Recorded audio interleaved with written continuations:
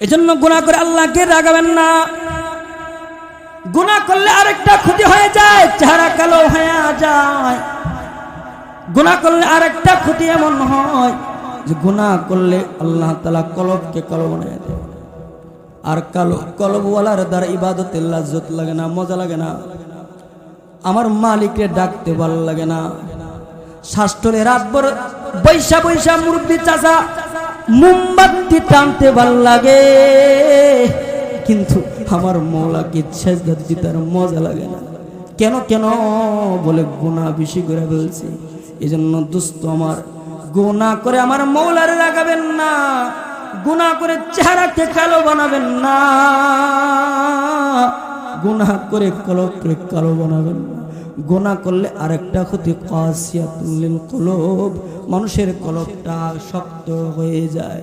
মানুষের কলব যদি শক্ত হয়ে যায়, কি ক্ষতি হয়ে যায়? আল্লাহ রাসূল বলে, উম্মত আমার কলব যখন শক্ত হয়ে যায়, তো এমন কলবওয়ালার দ্বারা আল্লাহ তাআলা তার চোখ দিয়া আল্লাহ তাআলার ডরে বয়ে পানি আসে না, পানি আসে না। অথচ এক ফোঁটা আল্লাহ তাআলার ডর বয়ে চোখের পানির কত দাম। সরকারে দু আলম নবী বলে, আইনান লা তামুসসুহুমান নার, আইনুন বাকাত মিন খাশিয়াতিল্লাহ ওয়া আইনুন বাতাত তাহরুজু ফি সাবিলিল্লাহ। আল্লাহু আকবার বলেন। আল্লাহর রাসূল বলে, দুইটা চোখ এমন আছে যে দুইটা চোখকে আল্লাহ তাআলা জাহান্নামের আগুন দিয়ে পুড়াবে না। একটা চোখ হলো আইনুন বাকাত মিন খাশিয়াতিল্লাহ, যেই চোখটা নিজের গুনাহের কথা স্মরণ কইরা আল্লাহর আদালতে দাঁড়াইবার বয়ে কান্দে কান্দে, এমন চোখে আল্লাহ তাআলা জাহান্নামের আগুন দিয়া পোড়াবে না। আল্লাহর রাসূল আরো বলে, ও মুহাম্মদুর রাসূলুল্লাহ সাল্লাল্লাহু আলাইহি সাল্লাম আমাদেরকে আরো বলেন, মান বাকা মিন খাশিয়াতিল্লাহ হারামাল্লাহু আলাইহিন নার।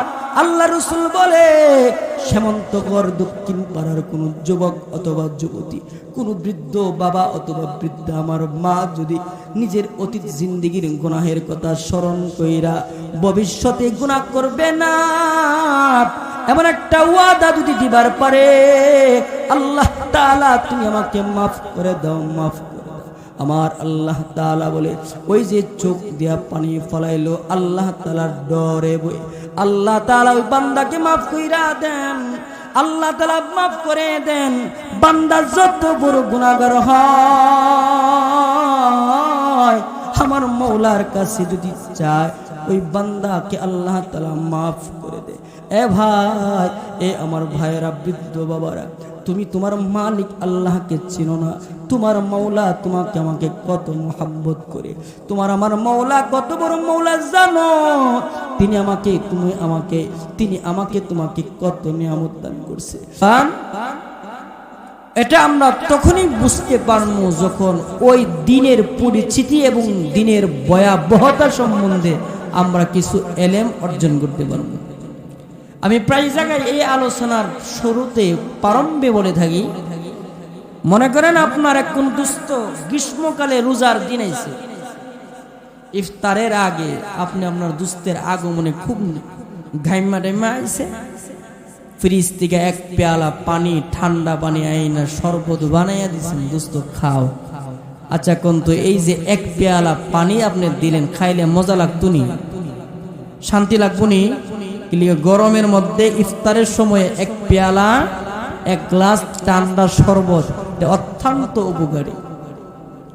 মনে করেন আজকে সামন্তগড় দক্ষিণ পাড়া দানমুন্সির বাড়ির যুবক বৃন্দের মাহফিলে আপনার কোনো দুস্থ আইছে, আজকে কনকনে শীতের মধ্যে মনে করেন ওই দুস্থের বলতে, দুস্থ রে আয় আয়, ফ্রিজে তোর লাগে এক পেয়ালা ঠান্ডা পানি রাখছি না, আজকে তোরে দুমো তুই খা, মন ভালো লাগতো না। ওই পেয়ালা ওই ফ্রিজ থেকে, কিন্তু অবস্থার কারণে আগে ছিল রহমত, অবস্থার কারণে এখন নিয়ামতটা হয়েছে কি তা। তো 7 প্রকার ব্যক্তিকে যে আল্লাহ তাআলার রাসূল বলছেন আল্লাহর আরশ পাকের ছায়ার নিচে জায়গা দেবে, ওরা যে কত বড় সৌভাগ্যবান, যদি ওই দিনের ভয়াবহতা না জানেন তাহলে বুঝবেন না। এই জন্য আসুন ওই দিনটা কি, দিনের পরিচিতিটা কি। দিনটা হলো এক দিন, কিন্তু এই দুনিয়ার পরিমাণে, দুনিয়ার গণনা অনুপাতে একদিন 50,000 বছরের সমতুল্য। সকলে চিল্লায়া বলেন আল্লাহু আকবার।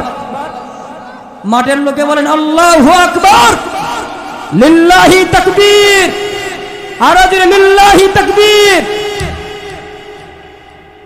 মুহতারাম হাজির, ওই দিনটাকে কি বলে? আল্লাহ তাআলা কোরআনে কারীমে অসংখ্য নামে ডাকছেন। কখনো এটাকে ইয়াউমুল কিয়ামা বলে ডাকছেন, কিয়ামতের দিবস।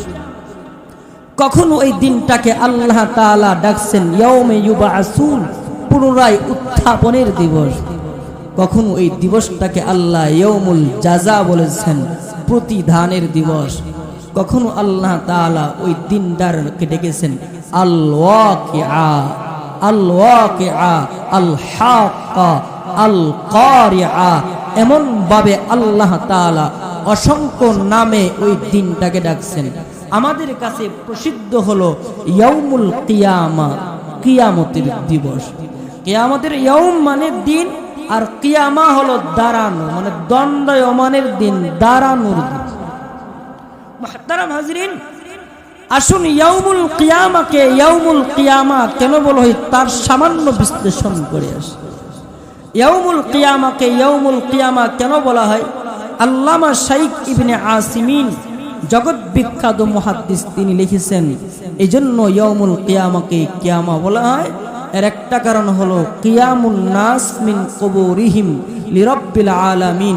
ইসরাফিল আলাইহিস সালাতুস সালাম যখন প্রথম সিংহা ফুৎকার দিবেন, প্রথম সিংহা ফুৎকারের আওয়াজে ইজা সামাউন ফাতারাত, আসমান ভেঙে যাবে। ওইজাল কাওয়াকিবুন তাসারাত, আসমানের তারকাগুলো ছিটকে ছিটকে জমিনে পড়ে যাবে।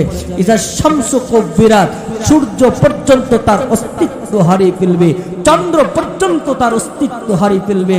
ইজা জুলজিলাতিল আরদু জিলজালাহা। আমার রব বলে, বান্দা শোনো শোনো, ওই কিয়ামতের দিবসে আল্লাহ তাআলা বলতেছেন জমিনের মধ্যে কম্পন তৈরি হবে, ভূমিকম্পন তৈরি হবে, জমিনও তার অস্তিত্ব হারিয়ে ফেলবে। এটা মোট কথা ইসরাফিল আলাইহিস সালাতুস সালামের প্রথম সিংহা ফুৎকারের মাধ্যমে গোটা পৃথিবীটা ধ্বংস হয়ে যাবে। দ্বিতীয় সিংহা যখন ফুৎকার দিবে, প্রত্যেকটা মানুষ কবর থেকে উঠে আল্লাহর আদালতে দাঁড়াবে। সুবহানাল্লাহ। যেহেতু আল্লাহর আদালতে কবরের থেকে উঠে দাঁড়াইব, এজন্য ওই দিবসটার নাম ইয়াউমুল কিয়ামা, দাঁড়ানোর দিবস। মুহতারাম হাজিরিন, আপনারা বলতে পারেন হুজুর মানুষগুলা যে কবর থেকে দাঁড়াইবে কোন পদ্ধতিতে দাঁড়াবে? কোরআন সুন্নাহ বিশ্লেষণ করলে দেখা যায় তিন পদ্ধতির কোন না এক পদ্ধতিতে মানুষগুলো কবর থেকে উঠে আল্লাহর আদালতে দাঁড়াবে। এক নম্বর পদ্ধতি সিনফান মুশাতান, কিছু সংখ্যক লোক কবর থেকে উঠে হাইটা হাইটা আল্লাহর আদালতে দাঁড়াবে। সকলে চিল্লায় বলে আল্লাহু আকবার। কিছু সংখ্যক লোক এমন থাকলো যারা সিনফান রুকবানা, সৌভাগ্যবানদের কাবেলা, ওরা হাইটা হাইটা না, ওদের জন্য সোয়ারির ব্যবস্থা থাকবে। স্পেশাল সোয়ারিতে আরোহণ করে আল্লাহর আদালতে কিয়ামতের কঠিন ময়দানে দাঁড়াবে। আল্লাহ রাসূল বলেন, সরকারে দু আলম নবী আল্লাহর হাবিব বলেন, তৃতীয় কিছু প্রকার মানুষ এমন থাকবে যারা হেঁটে হেঁটে যাবে না, সোয়ারিতে আরোহণ করেও যাইত না। সিনফান আলা বুজুহিম, জালিলের সাথে অপমানিত হয়ে, লাঞ্ছিত হয়ে, রব্বে জালাল এমনভাবে লাঞ্ছিত হয়ে তাদেরকে আল্লাহর আদালতে দাঁড়াইবার ব্যবস্থা করবে। ওদের চেহারা থাকবে জমিনে, হাত পাও থাকবে উপরে, চেহারাতে বর করে করে আল্লাহর আদালতে দাঁড়াবে। সকলে চিল্লায়া বলেন নাউযুবিল্লাহ। মুহতারাম হাজিরিন, এখন বলতে পারেন মানুষগুলো যে কবর থেকে উঠতে দাঁড়াইবো হাসরের ময়দানে, ওদের শরীরে কোন রঙের কাফন থাকবে? কাপড় থাকবে, রেশমি কোনো কাপড় থাকবে নি, লাল নীল রঙের কোনো কাপড় থাকবে নি। আল্লাহর রাসূল বলতেছেন, قال النبي صلى الله عليه وسلم قال النبي صلى الله عليه وسلم إنكم تحشرون يوم القيامة حفاة عراة আল্লাহর রাসূল বলে উম্মত আমার কিয়ামতের কঠিন ময়দানে তোমরা যখন দাঁড়াইবা কারোর শরীরে কোনো পোশাক থাকবে না, কারোর শরীরে কোনো কাপড় থাকবে না। পুরুষগুলা যেমন কাপড়বিহীন বিবস্ত্র থাকবে, নারীগুলো পর্যন্ত কাপড়বিহীন বিবস্ত্র থাকবে, উলঙ্গ থাকবে। আল্লাহর নবীকে সরকারে দু আলম নবী মুহাম্মাদুর রাসূলুল্লাহ যখন হাদিস শুনাইতেছে, আম্মা জি আয়েশা ডাক দিয়ে বলে, গো সরকার, হাসরের ময়দানে নারী পুরুষ আর রিজাল ওয়ান নিসা ইয়ানজুরু বা'দুহুম ইলা বা'দ, ওগো আল্লাহর রাসূল, নারী পুরুষ যে উলঙ্গ থাকবে, ওরা কি কিয়ামতের কঠিন ময়দানে পুরুষ কি নারীর দিকে তাকাবে না, নারী কি পুরুষের দিকে নজর করবে না? আল্লাহর রাসূল বলে, উম্মত শোনো, কিয়ামতের ময়দানটা বড় কঠিন ময়দান হবে। আল্লাহর আদালতে মানুষগুলো যে উলঙ্গ ল্যাংটা হয়ে দাঁড়াবে, ওই দিন মানুষগুলো নারী পুরুষের দিকে তাকাতে পারবে না, পুরুষ নারীর দিকে তাকাবে না, কারণ প্রত্যেকে নিজের আমল নামা নিয়ে টেনশনে থাকবে। হাই রে হাই কপাল আমার, আজকের দিনে না জানি আমার মওলার আদালতে আমি পাকড়াও হয়ে যাই। এটা হলো কিয়ামতের দিবসের একটা ভয়াবহতা কথা আপনাদেরকে বললাম।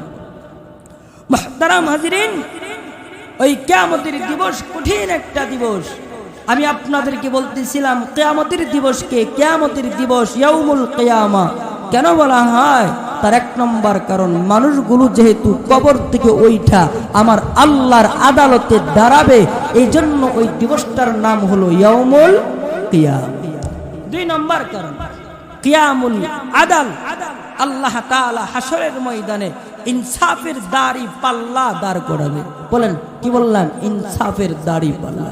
ও নাদাউ মাওয়াজিনাল কিসত, রব্বে জালাল বলে, আমি আল্লাহ তাআলা কিয়ামতের কঠিন ময়দানে কিসত তথা ইনসাফের দাড়ি পাল্লা দাঁড় করাবো। যেই দিন জালেমরা তাদের বিপক্ষে বিচার যাবে, মাজলুমদের পক্ষে বিচার আসবে। ঠিক কিনা? জোরে বলুন। কিয়ামতের কঠিন ময়দানে কোনো জালেম বাঁচতে পারবে না, ছাইরা ছাড়রা বাঁচতে পারবে না, নিজের ক্ষমতা বলবে, নিজের অধীনে বিচার নিয়েছে, বাঁচতে পারবে না। সেই দিন আল্লাহ তাআলা ইনসাফের বিচার করবে, ইনসাফের বিচার করবে। যেহেতু আল্লাহ তাআলা ইনসাফের দাড়ি পাল্লা দাঁড় করাবেন, এই জন্য ওই দিবসটার নাম হলো ইয়াউমুল কিয়ামা। কি বললাম? ইয়াউমুল কিয়ামা। তিন নম্বর কারণ, কিয়ামতের দিবসের তিন নম্বর কারণ হলো কিয়ামুল আশহাদ। প্রত্যেকটা মানুষের বিপক্ষে আল্লাহ তাআলা মুজরিমিন অপরাধীদের বিপক্ষে 8টা সাক্ষী পেশ করবেন। বলেন কয়টা সাক্ষী পেশ করবেন? আরো জোরে কান, আরো জোরে কান। মন রাখতে হবে, কিন্তু মন রাখতে হবে, ঘুমায় ঘুমায় ওটা মন রাখবেন। এক নম্বর, জমিন মানুষের অপরাধীদের বিরুদ্ধে সাক্ষী দিবে। জমিন সাক্ষী আল্লাহ তাআলা কোরআনে বলছেন। রব্বুল আলামিন কোরআনে কারীমের মধ্যে বলেন, ইয়াউমা ইযিন তুহাদ্দিসু আখবারাহা, ইয়াউমা ইযিন তুহাদ্দিসু আখবারাহা বিআন্না রাব্বাকা আওহা লাহা। আল্লাহ তাআলা বলে, এ আমার বান্দারা, ওই দিনের কথা ভয় কর যেই দিন তোমাদের বিপক্ষে জমিনে যেখানে দাঁড়ায় পাপ করছো, ওই জমিন তোমাদের বিপক্ষে সাক্ষ্য করবে। বসে জমিনের যেই জায়গাতে তুমি পাপ করেছো, ওই জায়গার জমিন তোমার বিপক্ষে সাক্ষ্য দিবে। দুই নম্বর, আপনার আমার বিপক্ষে সাক্ষ্য দিবে। আপনার আমার বিপক্ষে দুই নম্বর সাক্ষী দিবে, সূর্যের আলোতে যত পাপ করেছি, দিন আমাদের বিপক্ষে সাক্ষ্য দিবে। তিন নম্বর, রাত্রি রজনী, রাতের আধারে যতগুলো পাপ করলাম, আল্লাহর আদালতে রাতও আমাদের বিপক্ষে সাক্ষ্য দিবে। 4 নম্বর আল্লাহ তাআলা আপনার আমার বিপক্ষে 4 নম্বর সাক্ষী পেশ করবেন, কিরামান কাতিবিন। আল্লাহ তাআলার 2টা বাহিনী আছেন, কিরামান কাতিবিন, ফেরেশতা আছেন। একটা হলো ডান কাদের ফেরেশতা, আর একটা হলো বাম কাদের ফেরেশতা। ডান কাদের ফেরেশতা নেক লেখে, বাম কাদের ফেরেশতা বদ লেখে। আমার রব জানায়া দে, এ সমন্তগরের পুরুষেরা নারীরা শুনো শুনো, কেমন তারা রিপোর্টার, কেমন রিপোর্টার। আল্লাহ তাআলা বলেন, মা ইয়ালফিজু মিন কাউলিন, মা ইয়ালফিজু মিন কাউলিন ইল্লা লাদাইহি রাকিবুন আতীদ। আল্লাহু আকবার বলেন। আল্লাহ তাআলা বলে, এ আমার বান্দারা শুনো, কিয়ামতের কঠিন ময়দানটা, এ আমার বান্দা শুনো, কিয়ামতের কঠিন ময়দানে তোমাদের নামে রিপোর্ট পেশ করবে ফেরেশতারা। কেমন রিপোর্টার তারা, কেমন রিপোর্টার? আল্লাহ তাআলা বলেন, মানব জবান থেকে এমন কোন আওয়াজ বের হয় না যে আওয়াজটা ওই অত্যন্ত প্রহরী আল্লাহর বাহিনী ফেরেশতারা সংরক্ষণ করে রাখে না। এই আয়াতের তাফসিরে নবীর একজন সাহাবী, সবচেয়ে বড় মুফাসসির আব্দুল্লাহ ইবনে আব্বাস বলে, মানুষের জবান থেকে যা যা বের হয় সমস্ত শব্দ বাক্যগুলো রেকর্ড করা হয়। শুধু বাক্য নয়, বাক্য নয় রে বান্দা, এমনকি জ্বরের হালতে, অসুস্থতার হালতে যে তুমি কুহাও, ও কুহানের আওয়াজগুলো পর্যন্ত আল্লাহর আদালতে আল্লাহর অত্যন্ত প্রহরী ফেরেশতারা পেশ করবে। আল্লাহু আকবার বলেন। তাহলে 4 নম্বর সাক্ষী হলো ফেরেশতা, 5 নম্বর সাক্ষী হলো নামায়ে আমাল। আল্লাহ তাআলা আপনার আমার প্রত্যেকের বিপক্ষে একটা আমলের ডায়েরি পেশ করবেন, আমলের ডায়েরি পেশ করবেন। রব্বে জালাল কোরআনে বলছেন, ওয়া বুদিআল কিতাব ওয়া তারাল মুজরিমিন। এই শোনো শোনো, কিয়ামতের কঠিন ময়দানে প্রত্যেকটা মানুষের বিপক্ষে নামায়ে আমাল, তার আমলের ফেরেশতা তুলে ধরা হবে, আর বলা হবে, ইকরা কিতাবাকা কাফা বিনাফসিকা আল-ইয়াউম। পড়ো পড়ো পড়ো, আজকে তুমি তোমার জিন্দেগীর আমল নামাগুলো পড়ো। সেই দিন কেউ অশিক্ষিত অশিক্ষিত থাকবে না, সকলেই পড়তে পারবে। আল্লাহ তাআলা বলে, বান্দাগুলো সেই দিন দেখতে পাইবে, ফামাইয়ামাল মিসকালা যাররাতিন খায়রান ইয়ারা ওয়া মাইয়ামাল মিসকালা যাররাতিন শাররান ইয়ারা। সেই দিন মানুষগুলো দেখতে পাইবে, আজকের মাহফিলে যারা একবার সুবহানাল্লাহ বলেছে, সুবহানাল্লাহটা মন পর্যন্ত তার আমলনামার ডায়েরিতে লেখা থাকবে। আল্লাহু আকবারের শব্দটা পর্যন্ত তার আমলনামার ডায়েরিতে লেখা থাকবে। মুজরিমিন, অপরাধী যারা হবে, তাদের বড় বড় পাপগুলো যেমন লেখা থাকবে, ছোট্ট ছোট্ট জাররা পরিমাণ নেকামলটাও তার আমলনামায় লেখা থাকবে। আল্লাহু আকবার বলেন। আপনাদের যে বাবু ওয়াজ পুরো মজা বাজছে না, সুবহানাল্লাহ। আরো জোরে গান, রাগ করতেছেন আপনারা? আরো জোরে গান। এগুলো কথা জানার দরকার আছে না নাই? যদি কারো জানা থাকে যে আমার বিপক্ষে 8টা সাক্ষী আল্লাহ তাআলা হাসরের ময়দানে দাঁড় করাবে, ওই মানুষটা সহজে পাপ করতে চাবে না, তো চাবে না। একটা সাক্ষী থাকলেই তো পাপ করতে, মানে অপরাধ করতে মনে চায় না। আর ওই জায়গাতে মনে করেন 8টা সাক্ষী, স্পেশাল সাক্ষী আপনার আমার জন্য আদালতে কিবরিয়াতে পেশ করা।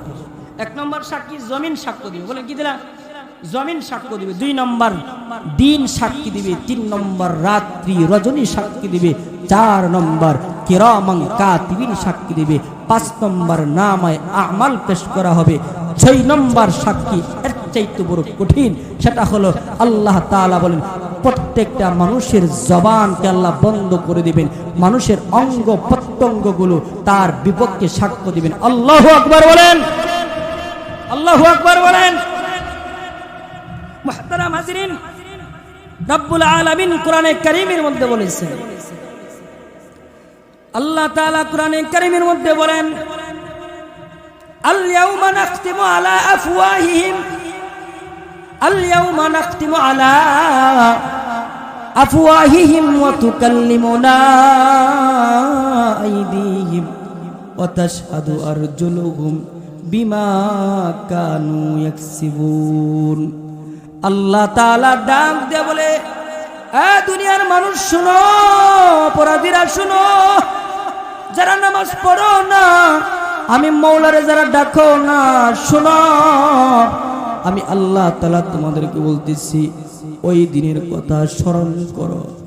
এই গুনাহগাররা, ওই দিনের কথা স্মরণ করো, যেই দিন তোমার জবানকে বন্ধ করে দেওয়া হবে, তোমার জবানকে মোহর দেওয়া হবে, তোমার জবান দিয়া কোনো কথা বের হবে না। আমি আল্লাহ তাআলা তোমার জবান বন্ধ করে দেব। যেই দিন তোমার জবান বন্ধ করে দেব, অতুকাল্লিমুনা আইদিহিম, আমার মওলা আল্লাহ বলে, ওই কিয়ামতের দিবসে তোমার আমার বিপক্ষে আল্লাহ তাআলা বলে, এই বান্দা তোর হাত কথা বলবে, হাত দিয়া যে পাপ করছিলি, তোর হাত তোর মওলার কাছে সাক্ষ্য দিবে। এই বান্দা শোনো, ওয়া তাশহাদু আরজুলুহুম বিমা কানু ইয়াকসিবুন। কিয়ামতের দিবসের কথা ভয় কর, ভয় কর, এরপরে তুই গুনাহ কর।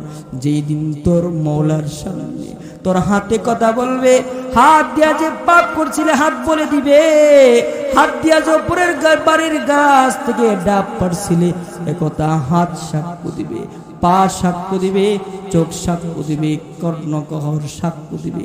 এমনকি লজ্জাস্থান যদি তুমি হারাম কাজে ব্যয় করে থাকো, আল্লাহ তাআলা বলে, বান্দারে তোর লজ্জাস্থান পর্যন্ত আমি মালিকের আদালতে সাক্ষ্য দিবে। এই জন্য দোস্ত আমার, এ সীমান্তকরের বাইরে আমার, গুনাহ কইরো না, গুনাহ কইরো না। গুনাহ করলে কিন্তু তোমার মালিকের সামনে দাঁড়াইতে পারবা না। আমার রাসূল বলেছেন, কিয়ামতের কঠিন ময়দানে আল্লাহ তাআলা কিছু কিছু গুনাহগারের দিকে রহমতের নজরে তাকাবে না। ইন্নাল্লাহ লা ইয়ানজুরু ইলাইহিম ওয়ালা ইউকাল্লিমুহুম। আল্লাহর রাসূল বলে, উম্মত আমার, কিছু কিছু গুনাহগারের দিকে আমার মওলা তাকাবে না, তাকাবে না, কথা বলবে না, আমার আল্লাহ রাগ করবে। এই জন্য গুনাহ করবেন না, গুনাহ করে আমার মওলারে রাগাবেন না। চোখ দিয়া গুনাহ করবা না রে যুবক,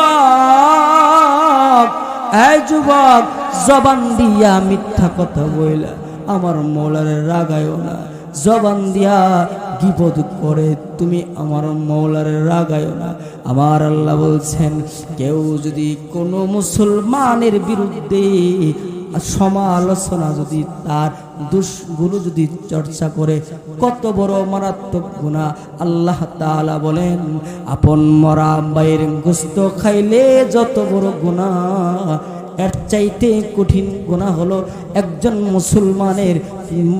মুসলমানের আড়ালে তার সমালোচনা করা, এর চাইতে বড় কঠিন গুনাহ। আল্লাহর রাসূল তো কথা বলেছেন, মাইক বলা না, আল্লাহর রাসূল তো কথাও বলেছেন, আল গীবাতু আশাদ্দু মিনাজ জিনা। সরকার বলেছেন, জিনার চাইতে গীবত করা, অপর মুসলমানের সমালোচনা করা, এর চাইতে খারাপ গুনাহ। নাউজুবিল্লাহ, চিল্লায় বলেন, সবাই বলেন নাউজুবিল্লাহ। কিন্তু গীবাতকে আমরা গীবাত বানাই দিয়েছি। আরেকজনের সমালোচনা না করলে ভালো লাগে না। ও মায়া মায়া কামে মসজিদের কাতারের প্রথম কাতারে গিয়েও এরপরে ইমাম সাহেবের বিরুদ্ধে সমালোচনা করে। আছে না নাই এমন না খানদান? আছে না না এমন দুষ্ট প্রকৃতির লোক? যার পিছনে তুই নামাজ পড়লি, যার পিছনে তাইকে সেজদা দিলি, যাকে ইমাম বানাইলি, তারই সমালোচনা করিস, তোর মতো গর্দভ দুনিয়ার বুকে হতে পারে না। ঠিক কিনা জোরে বলেন, ঠিক কিনা জোরে বলেন। ঠিক আছে, আইছে না জোরে? কেউ আপনারা করেন না গীতা? আর জোরে এখন ঠিক কিনা বে ঠিক? ইমামের বিরুদ্ধে কথা কয়, মসজিদের খতিবের বিরুদ্ধে কথা কয়, মাদ্রাসার হাফেজ সাহেবের বিরুদ্ধে কথা কয়। শাস্ত্র বলে তো কিছু কিছু মুরব্বি তো মাশাআল্লাহ সমালোচনা করলে ভালো লাগে না। কি মুখের মেয়েটা কিতা করলো রে, মুখের ফুটটা কিতা করলো রে, এই কন্ট্যাক্টদারি তোমারে দিছে? আল্লাহ কি তোমার এই কন্ট্যাক্টদারি দিয়ে পাঠাইছে? নিজের চিন্তা করো, আলাইকুম আনফুসাকুম, নিজেকে নিয়ে ভাবো তুমি আখিরাতের সামানা কতটুকু তুমি অর্জন করতে পেরেছো, তোমার আল্লাহর আদালতে তুমি নিজেকে বাঁচাইতে পারবা এতটুকু সামানা অর্জন করতে পারছো কিনা, এই চিন্তা করা দরকার আছে না নাই? এজন্য গুনাহ করবেন না। গুনাহ করলে অনেক ক্ষতি হয়ে যায়। গুনাহ করলে একটা ক্ষতি হলো আল্লাহ রাইগা যায়। আল্লাহ রাসূল বলছেন, এই আমার উম্মত আমার উম্মত বেঁচে থাকো, বেঁচে থাকো, গুনাহ করিস না, কেননা গুনাহ করলে হাল্লা আমার মওলা রেগে যায়, রেগে যায়। আল্লাহর রাসূল বলে গুনাহ করলে আরেকটা ক্ষতি, বেশি বেশি করে যদি গুনাহ করেন আরেকটা ক্ষতি হলো আল্লাহ তাআলার লানত পইরা যায়। কেউ যদি গুনাহ বেশি করে এই সেমন্ত করে ভাইয়েরা আমার, বোনেরা আমার, গুনাহ কইরা আমার মওলারে রাগায়ও না, আমার মওলার লানত তোমার নিজের উপর তুমি ফালায়ও না। আল্লাহর নবী বলেছেন গুনাহগারদের জন্য আল্লাহর লানত। قال النبي صلى الله عليه وسلم قال النبي صلى الله عليه وسلم لعن الله من لعن والداه ولعن الله من ذبح لغير الله ولعن الله من أوى محدثا ولعن الله من غير منار الأرض. وقال النبي صلى الله عليه وسلم لعن الله الخمر وشاربها وساقيها وبايعها ومبتاعها وعاصرها ومعتصرها وحاملها والمحمولة إليه. আল্লাহর রাসূল বলে, এ আমার উম্মত গুনাহ করিস না, ইত্তাকিল মাহারিম, গুনাহ থেকে বাঁচ, ইত্তাকিল মাযালিম, গুনাহ করিস না রে উম্মত, গুনাহ থেকে বাঁচ। গুনাহ করলে একটা ক্ষতি, আল্লাহর লানত পড়ে যায়। ওই যে সরকার উদাহরণ দিয়া বলতেছে, এক প্রকার গুনাহগার যারা মা বাবাকে অভিশাপ দেয় তার উপর এটা একটা গুনাহ, এই গুনাহগারের উপর আল্লাহর লানত। 2 নম্বর হলো ওয়ালানাল্লাহু মান যাবাহা লিগাইরিল্লাহ। আল্লাহর রাসূল বলে, এ আমার উম্মত গুনাহ করিস না। কিছু গুনাহগার এমন আছে যারা আল্লাহর নাম নিয়ে হালাল প্রাণীগুলো জবাই করে না, আল্লাহর নাম ছাড়া জবাই করে, অথবা কোনো বাবার নামে জবাই করে। এমন গুনাহগারদের জন্য আল্লাহর রাসূল বলে তার উপর আল্লাহর লানত। কেল্লা বাবার নামে জবাই করা যাবে না, গুনিশার নামে জবাই করা যাবে না, একমাত্র কার নামে জবাই করবে? সবাই বলেন, চিল্লায় বলেন, কার নামে? আল্লাহর রাসূল বলে এই যে একটা গুনাহ করলো, গায়রুল্লাহর নামে জবাই করলো, এমন গুনাহগারের উপর আল্লাহর লানত। আল্লাহর রাসূল বলতেছেন ওয়ালানাল্লাহু মান আওয়া মুহদিসা। সরকার বলে, উম্মত আমার, কিছু গুনাহগার আছে যারা বেদাতিকে জায়গা দেয়, বেদাতিকে জায়গা যে দিবে তার উপর আল্লাহর লানত। 4 নম্বর রাসূল বলে ওয়ালানাল্লাহু মান গায়্যারা মানারাল আরদ। এমন কত গুনাহগার আছে যারা রাতের বেলা ঠসলাই দিয়া একবারের শিম আরেক জায়গায় নেয়, আরেক জায়গার শিম ওই জায়গায় আনে। এমন গুনাহগারের উপর আল্লাহ তাআলার লানত। আসেনি আপনারা সেমন্ত করে লাগাতে, সীমানা পাল্টা এমন লোক নাই? গুনাহ না, দেখি সওয়াবের কাজ, কথা বল না গেলি, দেখে গুনাহ না সওয়াবের কাজ, গুনাহ।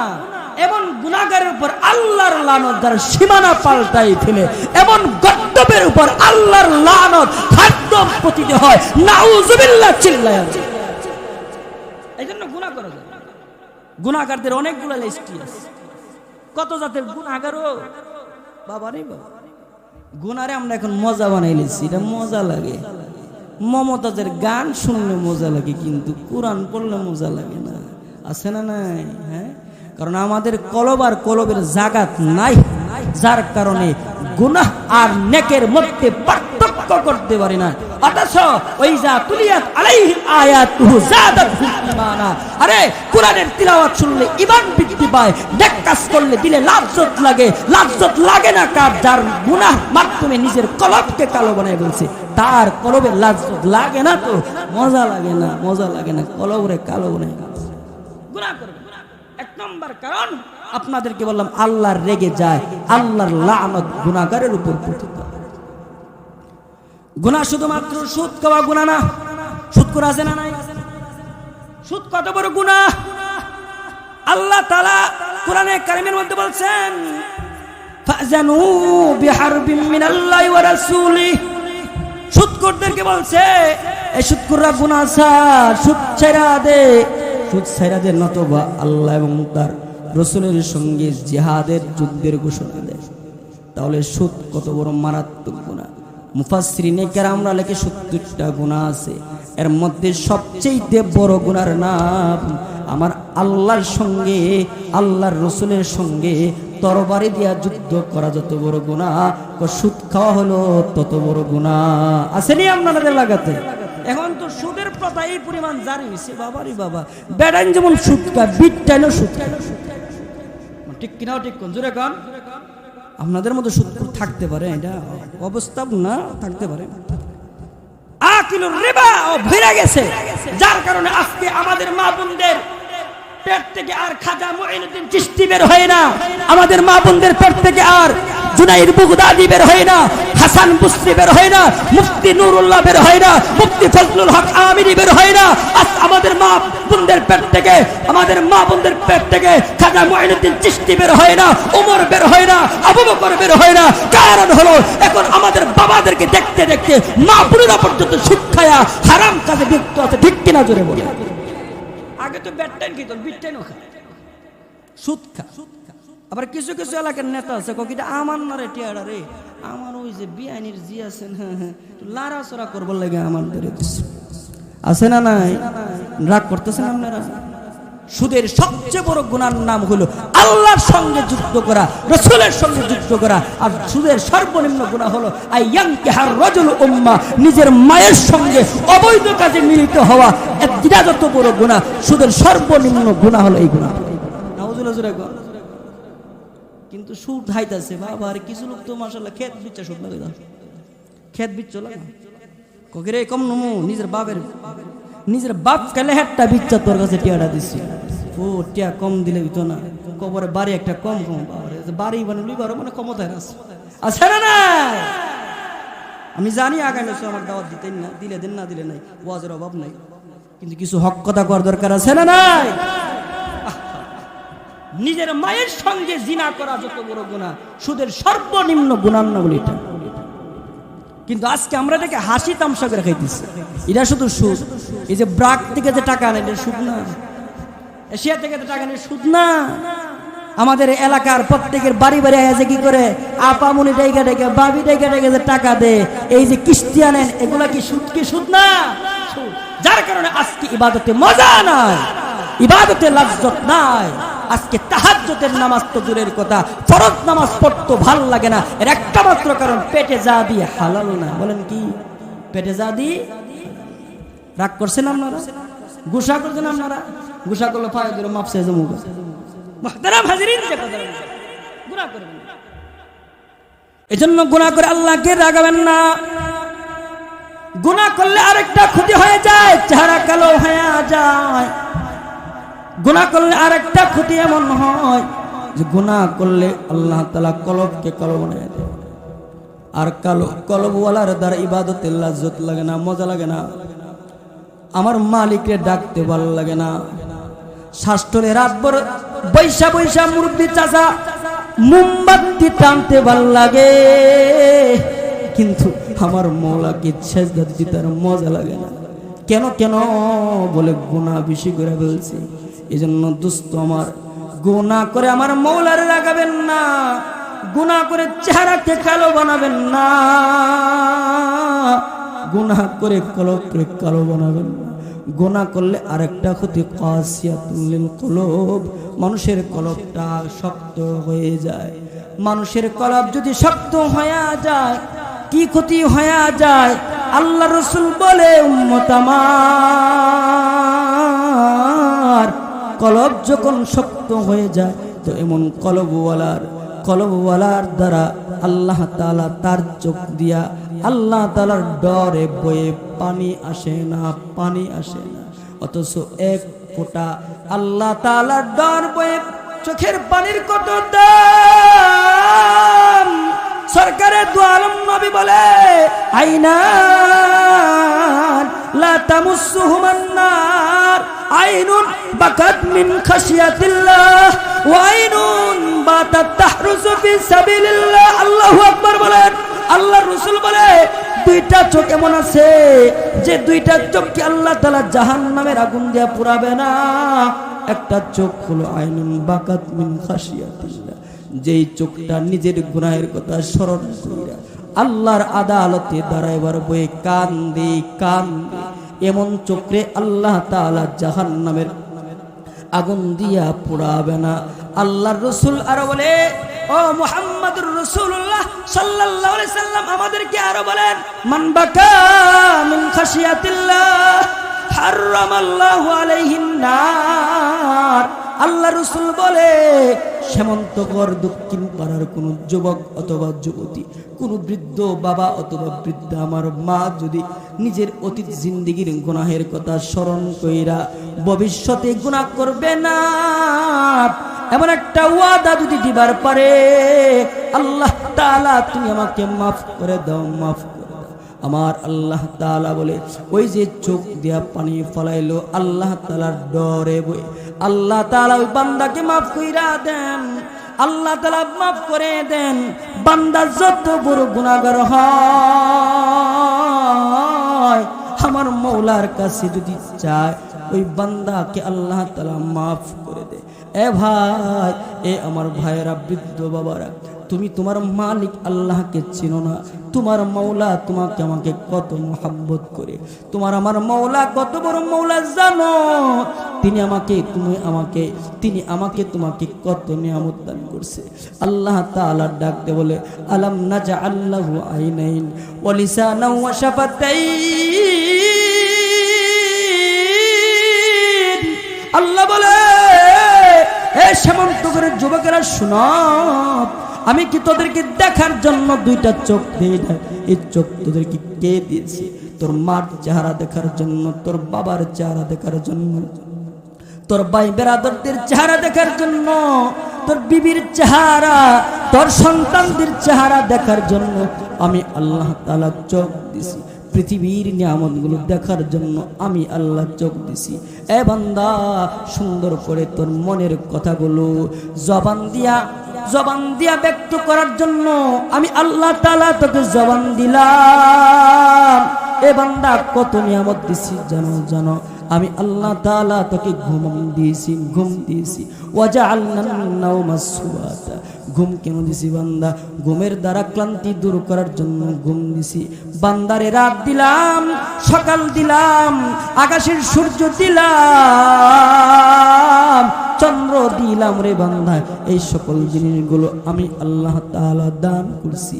যে আল্লাহ তাআলা আপনাকে আমাকে এত কিছু দিল, ওই মওলা করিমের রব, ওই মওলা তাআলা, ওই আমার মওলার কি করে না ফরমানি করি?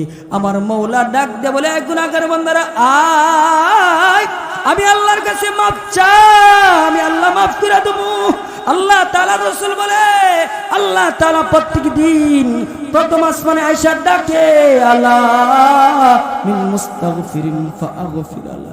আয়না কে গুনাহ করছো, আমি আল্লাহর কাছে মাফ চা, আমি আল্লাহ তাআলা মাফ করে দেবো।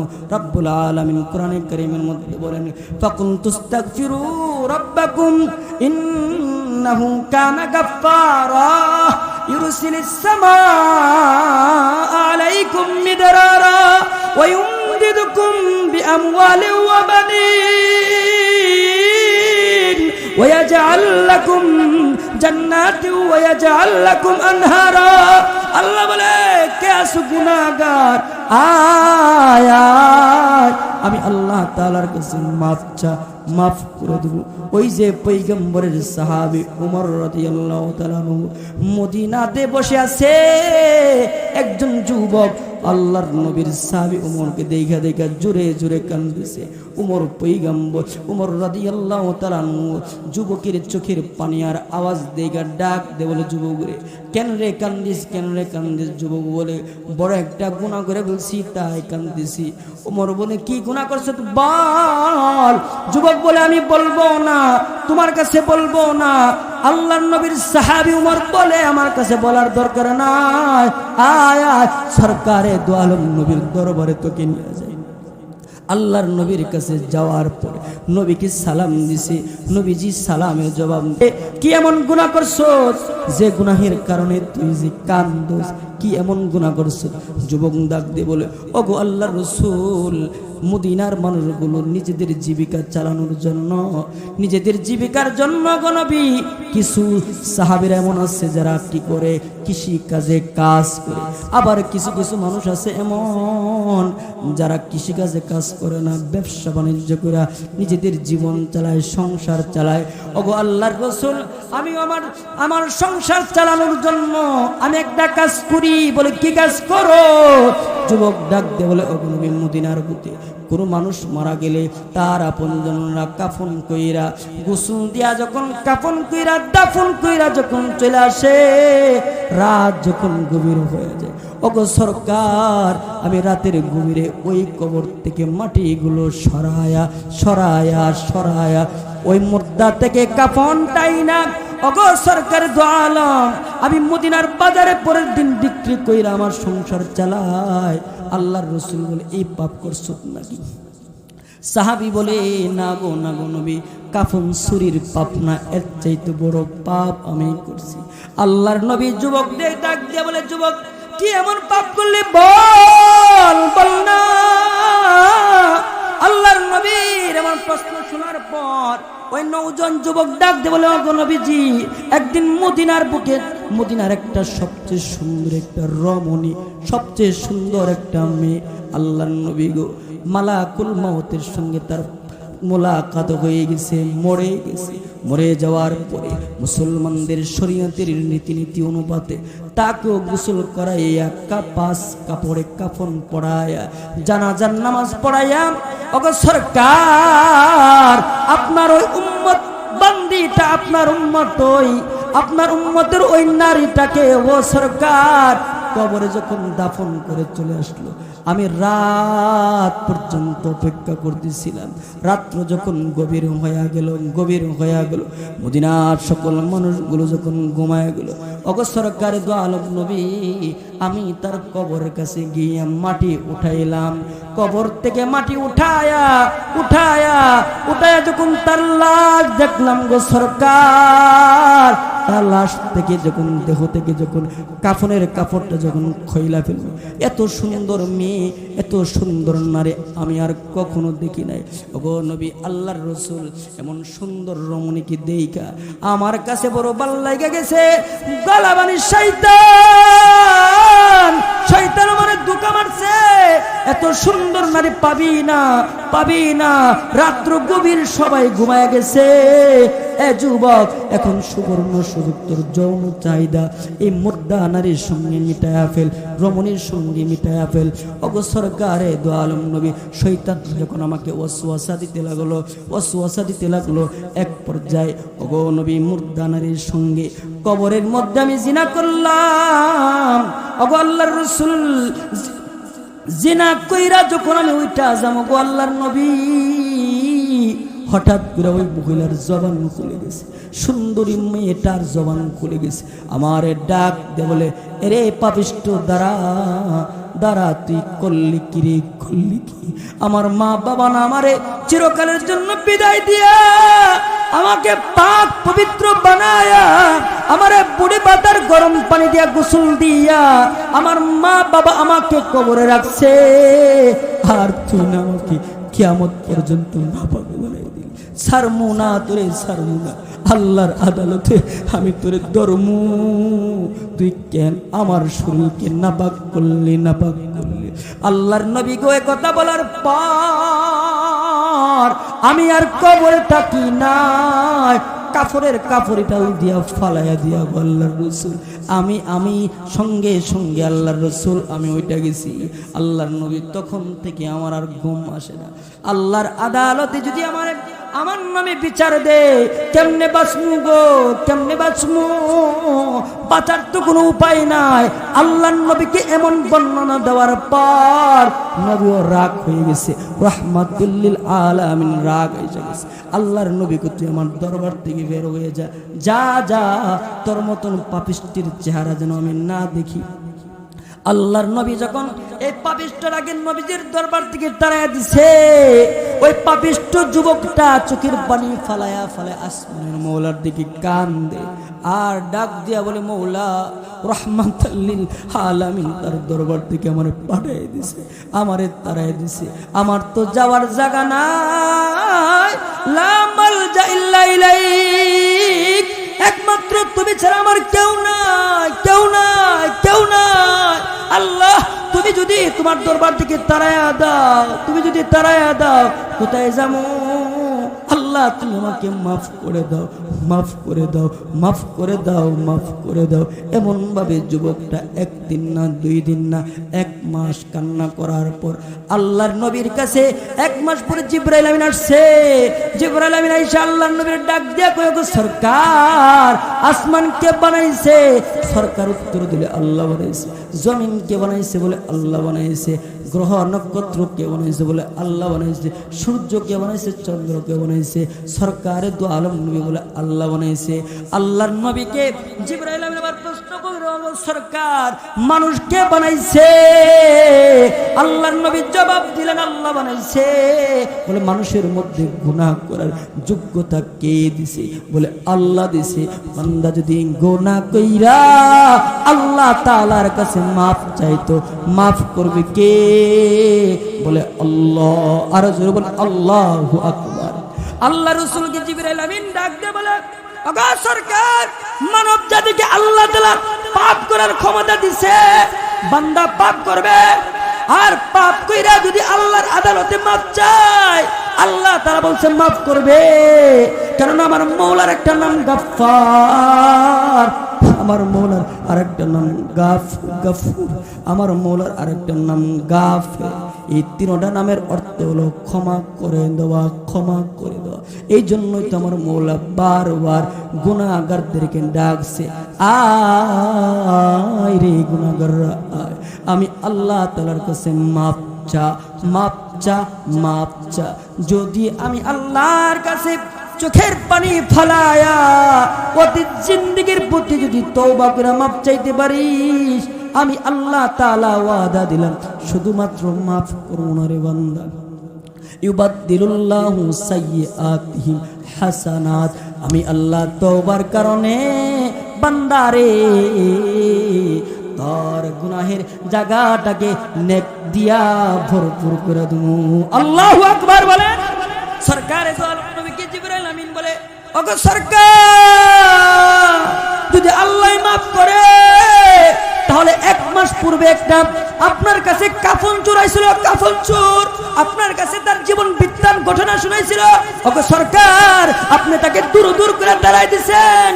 আল্লাহর বান্দাটা আপনার কাছ থেকে যাওয়ার পর আল্লাহর বান্দাটা বাড়িতে যায় না, প্রতিদিন নিজের গুনার জন্য আসমানের মওলার কাছে কাঁদছে। আল্লাহ তাআলা তার এই কান্দাকে এমন ভাবে কবুল করছে, তার জিন্দেগীর গুনাহ মাফ করে দিছে। আর আল্লাহ তাআলা আমার কাছে বলে দিছে, আপনি যেন তার মাগফিরাতের কথাটা নিজে নিজে তাকে শোনায়া দেন। আল্লাহু আকবার। এজন্য গুনাহ তো হবে। মুসা আলাইহিস সালাতু সালাম আল্লাহ তাআলাকে বলতেছেন, আল্লাহ ইজা সাআলা সাইলুম মিন ইবাদি, আল্লাহ যদি তোমার কোনো নেককার বান্দা ডাক দেয় তুমি কি সাড়া দিবানি? আল্লাহ তাআলা কো আকুলু লাব্বাইকা আবদি, আমি তার ডাকেও বলি লাব্বাইকা ইয়া আবদি। আল্লাহ তাআলা ডাক দেয় বলে, মুসা রে, মুসা আলাইহিস সালাম আল্লাহকে বলতেছে, আল্লাহ যদি তোমাকে কোনো রোজাদার ডাক দেয় তুমি তার ডাকে সাড়া দিবানি? আল্লাহ বলে, হ্যাঁ আমি তার ডাকে সাড়া দিই, আকুলু লাব্বাইকা বলি, আবদি বলি।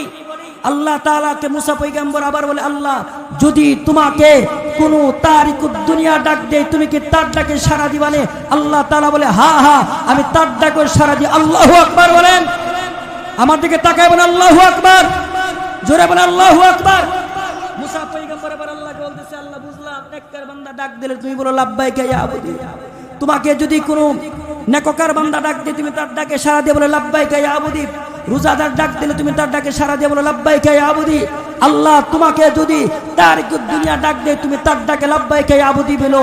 এখন তোমাকে একটা প্রশ্ন করতে চাই, এমন একটা বান্দা যদি তোমাকে ডাক দেয় 70 বছর গুনাহ করেছে, 50 বছর গুনাহ করেছে, কখনো সুবহানাল্লাহ বলে নাই, আলহামদুলিল্লাহ বলে নাই, লা ইলাহা ইল্লাল্লাহ বলে নাই, রাম রাম কৃষ্ণ কৃষ্ণ করে করে জিন্দেগি কাটায় দিছে, আল্লাহ এমন একটা বান্দা কবলাল গারগারা মৃত্যুর আগে যদি তোমাকে আল্লাহ বলে ডাক দেয় বলে আল্লাহ আর কখনো গুনাহ করবো না, তুমি কি তাকে মাফ করবানে? তুমি কি তার ডাকে সাড়া দিবানে? আমার মওলা ডাক দিয়ে বলে, মুসা রে নেককার বান্দা ডাক দিল একবার বলি লাব্বাইক, রোজাদার বান্দা ডাক দিল একবার বলি লাব্বাইক, তারিকুদ দুনিয়া ডাক দিল একবার বলি লাব্বাইক, আর আমার গুনাহগার বান্দা ডাক দিলে একবার না 3-3 বার বলি লাব্বাইকা ইয়া আবদি, লাব্বাইকা ইয়া আবদি, লাব্বাইকা ইয়া আবদি, সকলে আল্লাহু আকবার। গুনাহ করবেন না। আমি আপনাদেরকে বলছিলাম কিয়ামত দিবসকে কিয়ামতের দিবস বলা হয় 3 কারণে। 1 নম্বর কারণ হলো কিয়ামুন নাস মিন কুবুরিহিম, যেহেতু আল্লাহর সামনে মানুষগুলো দাঁড়াবে এজন্য এই দিবসটার নাম ইয়াউমুল কিয়ামা।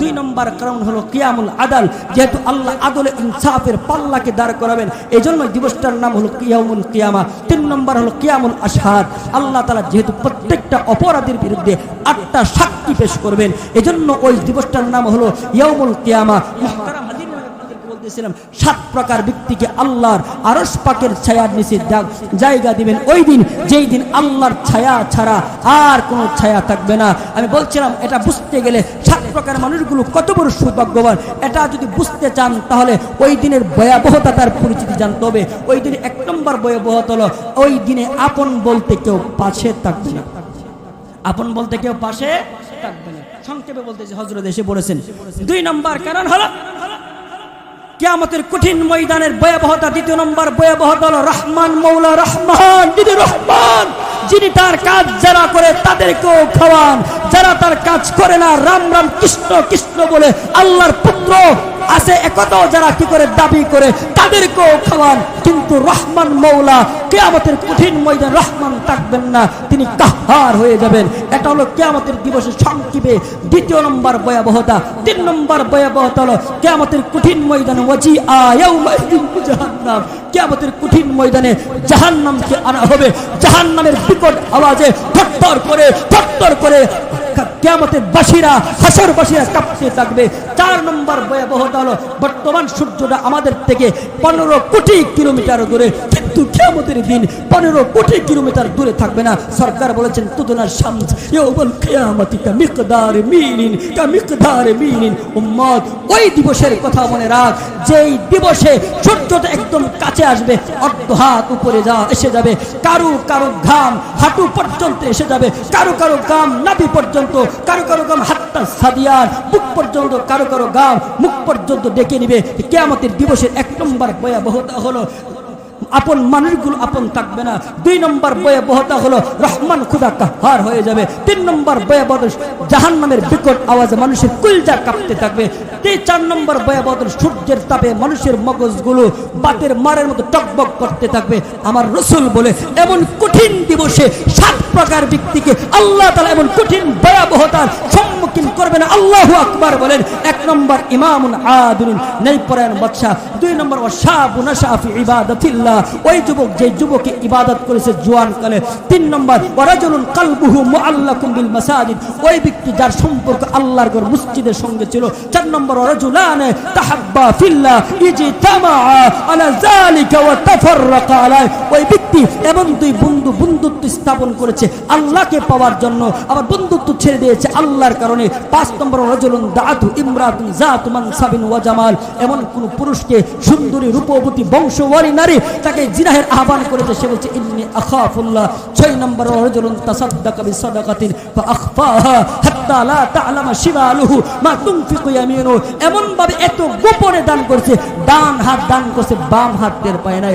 7 নম্বর ওই ব্যক্তিকে আল্লাহর আরশ পাকের ছায়ার নিচে জায়গা দিবেন। ওয়ারাজুলুন যাকারাল্লাহ খালিয়ান ফাফাদাত আইনা, যে আড়ালে আড়ালে আমার মৌলাকে স্মরণ করে মৌলার সামনে দাঁড়াবার বয়ে ফাফাদাত আইনা, আল্লাহ তাআলার সামনে দাঁড়ানোর বয়ে চোখ দিয়ে টপ টপ করে পানি ফলাইছে।